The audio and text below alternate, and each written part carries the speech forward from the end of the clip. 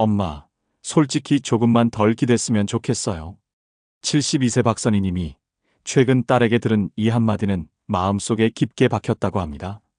평생 딸을 위해 살아왔다고 생각했기에 그 말이 왜 그렇게 아프게 느껴졌는지 스스로도 이해하기 어려웠다고 합니다.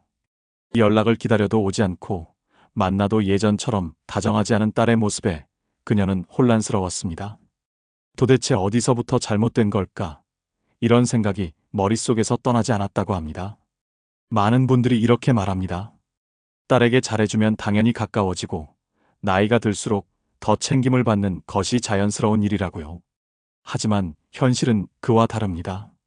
오히려 지나친 관심, 과한 기대, 감정적 의존이 딸에게는 큰 부담이 되어 관계의 거리를 넓혀버리는 경우가 더 많습니다. 통계청 조사에서도 성인 자녀가 부모에게 느끼는 가장 큰 스트레스 요인이 정서적 요구와 경제적 부담이라는 결과가 나왔습니다. 즉, 부모가 좋다고 한 행동이 딸에게는 벗어나고 싶은 압박이 될 때가 많다는 뜻입니다. 이제는 질문을 바꿔야 할 때입니다. 딸에게 잘해주는 방법이 아니라 딸이 부담 없이 존중할 수 있는 부모가 되는 법은 무엇인가? 그리고 그 과정에서 가족 관계도 지키고 돈도 지키는 지혜는 무엇인가? 여러분은 지금 딸과의 관계에서 어떤 어려움을 겪고 계신가요? 딸과의 관계에서 고민이 있으시다면 댓글에 이를 남겨주세요.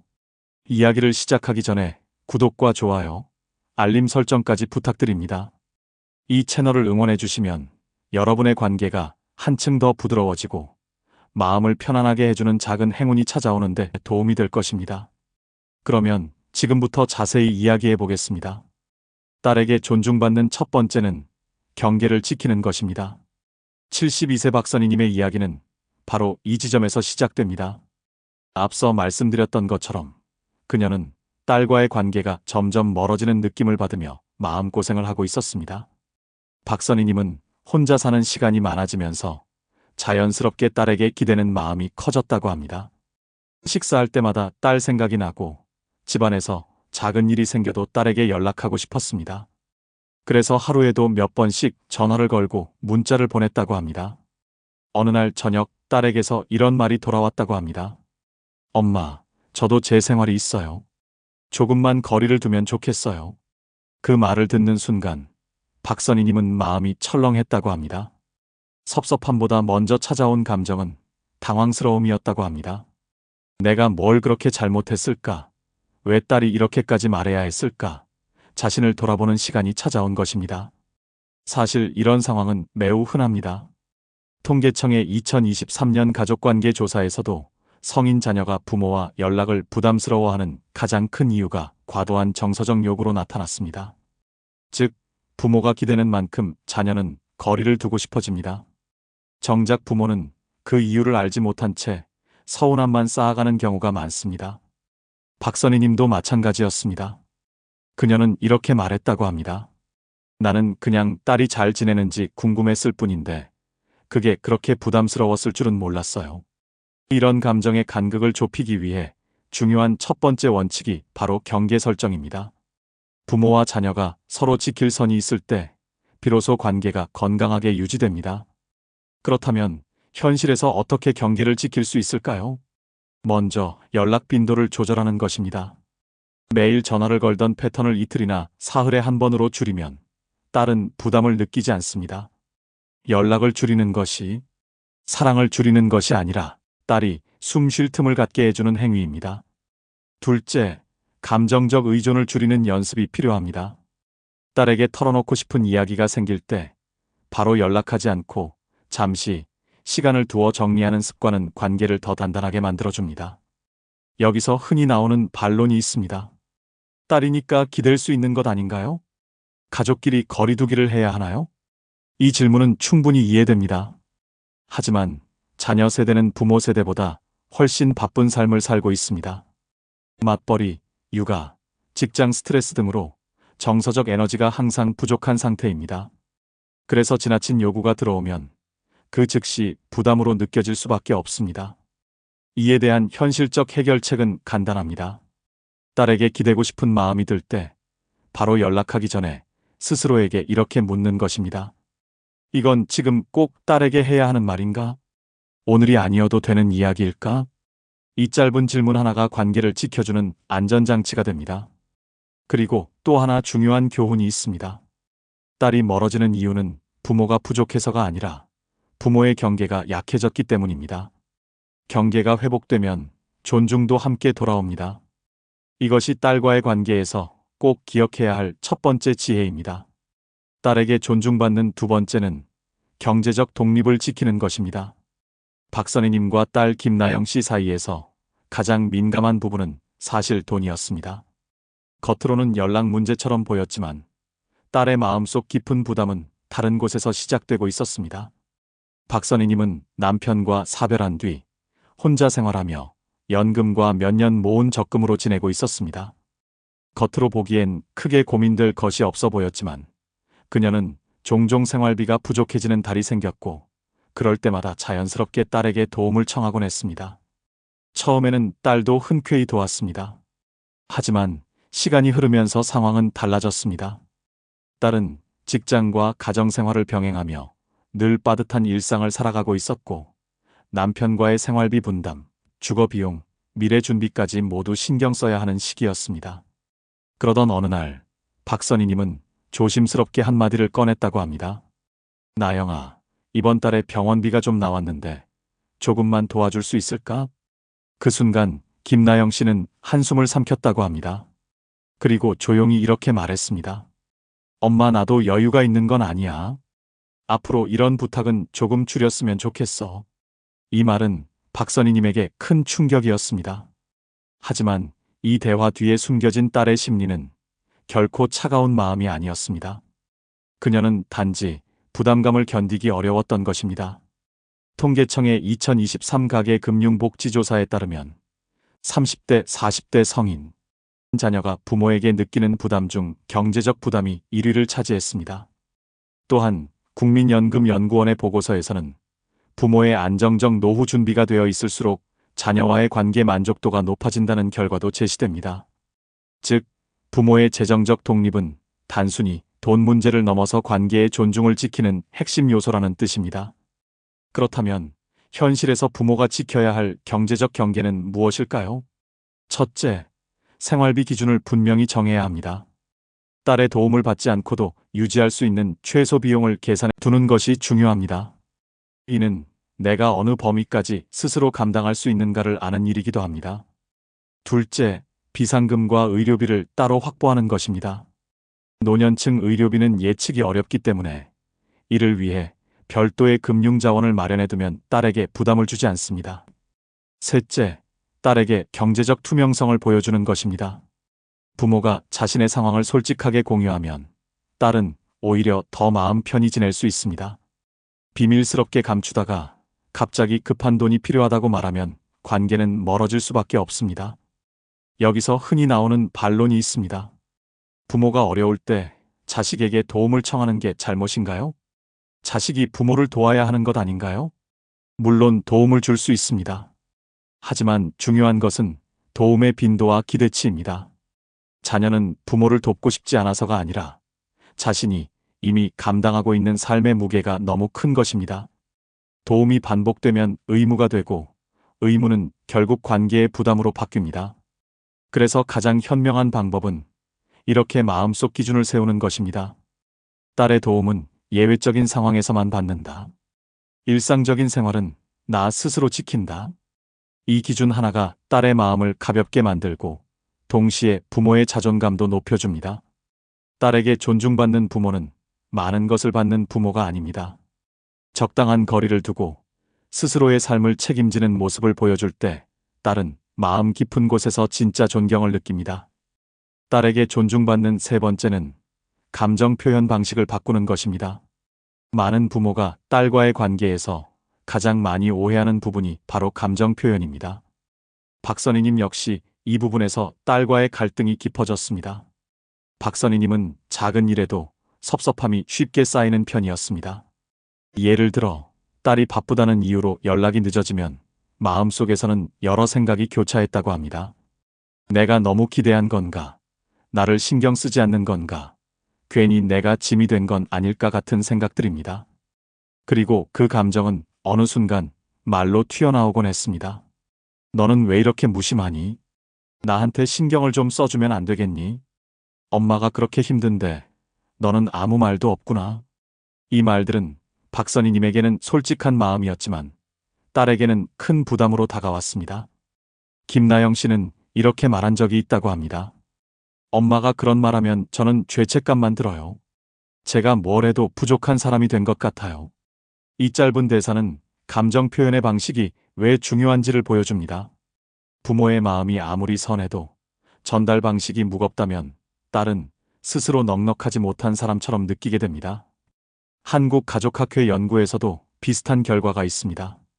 성인 자녀가 가장 힘들어하는 부모의 행동 1위가 반복되는 섭섭한 표현입니다. 부모 세대에게는 자연스러운 감정이지만 자녀 세대에게는 정서적 부담이 되는 것입니다. 그렇다면 감정 표현은 어떻게 바뀌어야 할까요? 첫째, 요구형 감정 표현을 정보 전달형 표현으로 바꾸는 것입니다.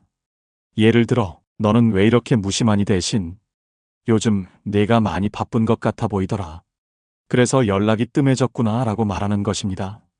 같은 상황이라도 받아들이는 느낌은 완전히 달라집니다. 둘째, 감정이 올라오는 즉시 말하지 않는 것입니다. 섭섭함이 느껴질 때마다 바로 표현하면 감정의 힘이 그대로 전달되어 관계를 해칩니다. 하루 정도 시간을 두고 마음이 가라앉은 뒤 전하면 훨씬 부드럽게 전달됩니다. 셋째, 구체적인 부탁을 줄이는 것입니다. 감정 표현 뒤에는 종종 이렇게 해줬으면 좋겠다는 숨은 요구가 섞입니다. 이 요구는 딸에게 부담의 신호로 받아들여집니다. 감정은 감정만 전하고 요구는 요구대로 분리해야 관계가 건강해집니다. 이 지점에서 자주 나오는 반론이 있습니다. 말을 안 하면 딸이 모르잖아요. 내 마음도 이해받고 싶은데 이건 너무 억울해요. 이 말 역시 충분히 이해됩니다. 하지만 감정은 양이 아니라 방식이 중요합니다. 감정 표현을 줄이라는 말이 아니라 부드럽게 전달하라는 뜻입니다. 그리고 놀랍게도 부모가 감정을 부드럽게 전달할수록 딸은 오히려 더 많이 마음을 엽니다. 딸이 존중하는 부모의 특징은 단순합니다. 감정을 크게 흔들지 않고 담담하게 말할 줄 아는 사람입니다. 이 태도 하나가 딸의 마음을 지키고 관계를 오래가는 방향으로 이끌어줍니다. 딸에게 존중받는 네 번째는 스스로의 삶을 풍성하게 만드는 것입니다. 딸과의 관계에서 가장 큰 전환점은 종종 예상하지 못한 순간에 찾아옵니다. 박선희님에게도 그런 순간이 있었습니다. 딸과 거리를 두자는 말을 들은 뒤 그녀는 처음에는 마음이 많이 무거웠다고 합니다. 하지만 시간이 지나면서 한 가지 깨달음을 얻었습니다. 내가 나의 삶을 너무 비워둔 건 아닐까. 딸을 향한 기대와 의존이 커진 이유는 정작 자신의 일상은 텅 비어 있었기 때문이라는 사실을 알게 된 것입니다. 그래서 박선희님은 동네 문화센터에 요가 수업을 신청했습니다. 처음엔 망설임이 많았습니다. 이 나이에 뭘 새로 배우나? 괜히 민폐되는 건 아닐까? 이런 생각들이 끊임없이 떠올랐다고 합니다. 하지만 실제로 수업에 참여해보니 전혀 달랐습니다. 함께 움직이고 웃고 대화 나누는 시간이 점점 즐거워졌고 집에서 혼자 보내던 긴 시간들이 훨씬 가벼워졌습니다. 그리고 가장 놀라운 변화는 딸과의 관계에서도 나타났습니다. 딸은 어느 날 전화를 걸어 이렇게 말했다고 합니다. 엄마, 요즘 목소리가 밝아졌어요. 뭔가 더 즐겁게 사는 느낌이에요. 이 짧은 말이 박선희님에게는 큰 위로였다고 합니다. 그리고 이 순간 딸과의 관계가 다시 열리기 시작했습니다. 사실 이런 변화는 연구에서도 확인됩니다. 한국노년학회 자료에 따르면 부모가 사회활동이나 취미생활을 활발히 유지할 경우 성인 자녀가 느끼는 정서적 부담이 약 40% 이상 줄어든다고 합니다. 또한 부모의 삶의 만족도가 높을수록 자녀와의 관계 만족도 또한 크게 증가한다는 결과가 있습니다. 그렇다면 왜 부모가 자기 삶을 채우면 딸의 마음이 편해질까요? 첫째, 부모가 스스로 행복할 때 자녀는 죄책감에서 해방됩니다. 자녀 세대는 항상 부모님이 외롭지 않을까, 나 때문에 마음 상한 건 아닐까 하는 부담을 안고 있습니다.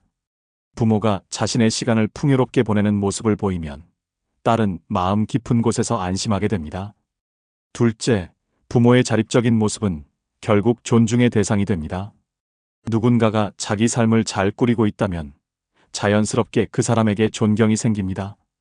부담을 주지 않는 사랑, 스스로 중심을 잡고 사는 태도는 딸에게 가장 큰 안정감을 줍니다. 셋째, 새로운 사람과의 관계나 취미는 부모의 감정을 더 넓게 만들어줍니다. 그래서 딸에게 모든 감정을 기대지 않게 됩니다. 관계가 한 줄로 묶여 있지 않으니 오히려 더 건강해지는 것입니다. 여기서 흔히 나오는 반론도 있습니다. 이 나이에 무슨 취미를 새로 시작해요? 지금 와서 뭘 배워도 오래 못 가요. 하지만 이것은 사실과 다릅니다. 노년층의 사회활동 참여는 해마다 증가하고 있고, 연구에서도 고령자일수록 새로운 활동을 시작했을 때 우울감 감소 폭이 훨씬 크다는 결과가 있습니다. 즉, 나이는 변수가 아닙니다. 삶을 바꾸는데 중요한 것은 지금의 작은 선택입니다. 딸에게 존중받는 부모는 특별한 능력을 갖춘 사람이 아닙니다. 그저 자신의 삶을 스스로 채우고 딸에게 부담을 덜어주는 사람입니다. 이 태도가 딸의 마음에 가장 큰 여지를 만들어줍니다. 딸에게 존중받는 다섯 번째는 부탁을 선택적으로 하는 것입니다. 딸과의 관계에서 많은 부모가 놓치는 신호가 하나 있습니다. 바로 부탁의 빈도입니다. 부탁은 애정의 표현일 수도 있지만 반복되면 관계의 무게가 됩니다. 박선희님 역시 일상 속 작은 일들을 종종 딸에게 부탁하곤 했습니다. 예를 들어 은행 업무를 대신 봐달라거나 휴대폰 설정을 도와달라고 연락하곤 했습니다. 처음에는 딸도 기꺼이 도와주었지만 점점 마음속 부담이 쌓여갔다고 합니다.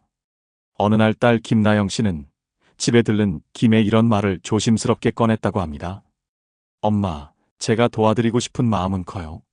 그런데 요즘은 제 일도 많아서 자주 시간 내기가 어렵네요. 이 말에는 단순한 일정 문제가 아니라 속마음에 숨긴 피로가 담겨 있었습니다.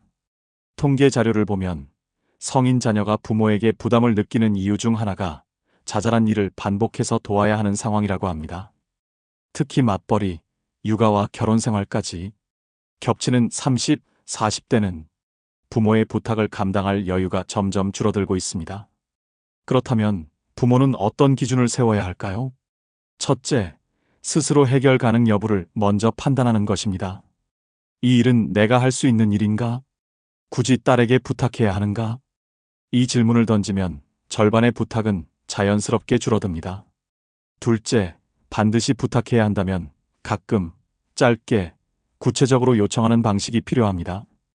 예를 들어, 이번 주말에 10분만 시간 괜찮니?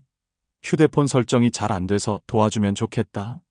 이렇게 말하면 딸은 스케줄을 조정할 수 있지만 시간 나면 좀 들러서 이것저것 좀 봐줄래? 이런 식의 막연한 부탁은 딸에게 큰 압박이 됩니다. 셋째, 부탁할 때 감정을 섞지 않는 것입니다. 너는 왜 항상 바쁘다 그러니? 엄마가 부탁하는 게 그렇게 힘드니? 이런 말은 딸을 죄책감에 빠지게 하고 관계를 피곤하게 만듭니다.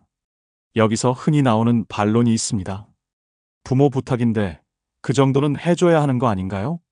이 질문은 부모 세대에게는 매우 자연스럽지만 자녀 세대에게는 현실적으로 어렵습니다. 자녀는 이미 직장, 가정, 관계에서 많은 일을 감당하고 있기 때문입니다. 그래서 가장 지혜로운 방식은 부탁의 개수를 줄이고 부탁의 질을 높이는 것입니다. 딸이 감당할 수 있는 수준에서 딸의 시간을 존중하는 방식으로 요청하면 관계는 오히려 더 편안해집니다. 부탁을 줄이면 딸의 마음에 여유가 생기고 그 여유가 존중과 애정으로 돌아옵니다. 이것이 부담을 주지 않는 부모가 받는 가장 큰 선물입니다. 딸에게 존중받는 여섯 번째는 딸의 선택을 인정하는 것입니다. 딸과의 관계가 멀어지는 또 하나의 흔한 이유는 선택에 대한 간섭입니다. 부모는 걱정과 사랑으로 말하지만 딸은 자신의 삶이 침범당한다고 느끼곤 합니다. 박선희 님도 예전에 이런 경험이 있었습니다. 딸의 직장 변경 문제, 아이를 언제 가질 것인지, 배우자와의 생활 방식 등 여러 부분의 조언을 넘어서 의견을 강하게 제시하곤 했습니다. 딸은 어느 날 조심스럽게 이런 말을 했다고 합니다. 엄마가 하는 말이 다 틀린 건 아닌데 제가 결정할 시간을 조금만 주면 좋겠어요. 이 말은 엄마 말이 싫다는 뜻이 아니라 내 삶의 주도권을 인정해달라는 의미가 담겨 있습니다. 여러 연구에서도 확인됩니다. 성인 자녀가 부모에게 스트레스를 느끼는 가장 큰 요인 중 하나는 부모의 간섭입니다.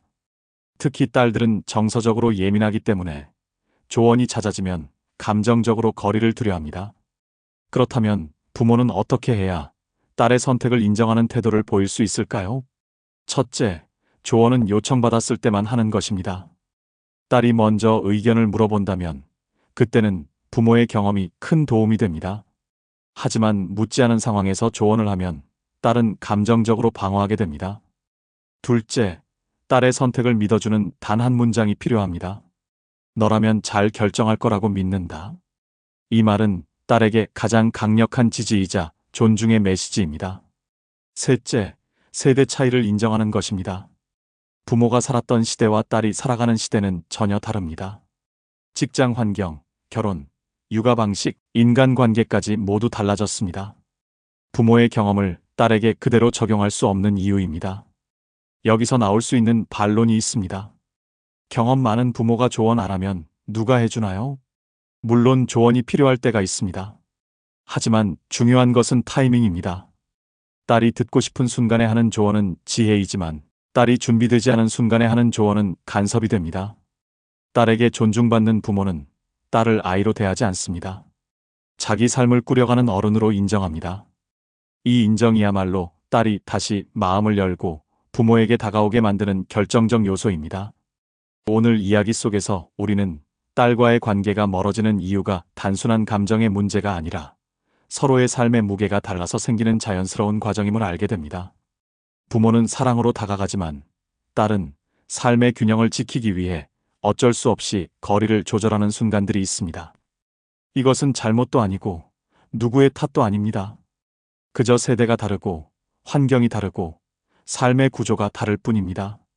우리가 나눈 6가지 지혜는 바로 이 간극을 좁히기 위한 실천 가능한 방법들입니다. 첫 번째로 경계를 지키면 관계가 편안해집니다.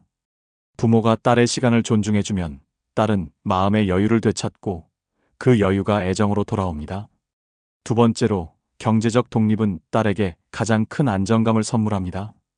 부모가 스스로의 노후를 지키고 있다는 사실 하나만으로 딸의 부담은 크게 줄어듭니다. 세 번째로 감정 표현의 방식이 바뀌면 마음이 다시 이어집니다.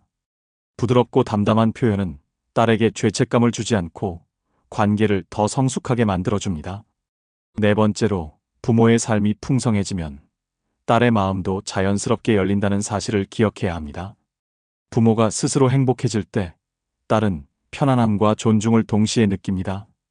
다섯 번째로 부탁은 가끔 선택적으로 구체적으로 해야 한다는 점을 잊지 말아야 합니다. 부탁의 개수가 줄어들면 딸은 부담에서 벗어나고 부모에게 향하는 마음은 훨씬 가벼워집니다. 여섯 번째로 딸의 선택을 인정하는 태도는 존중의 핵심입니다. 딸을 아이가 아닌 독립된 어른으로 대할 때 딸은 비로소 부모를 신뢰하고 다시 가까워질 준비를 합니다. 결국 딸에게 존중받는 부모는 특별한 기술을 가진 사람이 아닙니다. 부담을 주지 않으면서 따뜻함을 잃지 않는 사람이고 자기 삶을 중심으로 살아가면서도 딸의 삶을 인정해주는 사람입니다. 이 균형을 갖춘 부모에게 딸은 자연스럽게 마음을 엽니다. 오늘 영상이 마음에 닿았다면 구독과 좋아요, 알림 설정까지 부탁드립니다. 여러분의 응원은 이 채널이 오래 지속되는 힘이 되고 여러분의 노후 관계의 좋은 변화와 작은 행운을 불러오는데 도움이 됩니다. 그리고 딸과의 관계에서 고민이 있으시다면 댓글에 이를 남겨주세요. 여러분의 한 글자, 한 마음이 다음 콘텐츠를 만들어가는 가장 큰 힘이 됩니다. 함께 해주셔서 진심으로 감사합니다.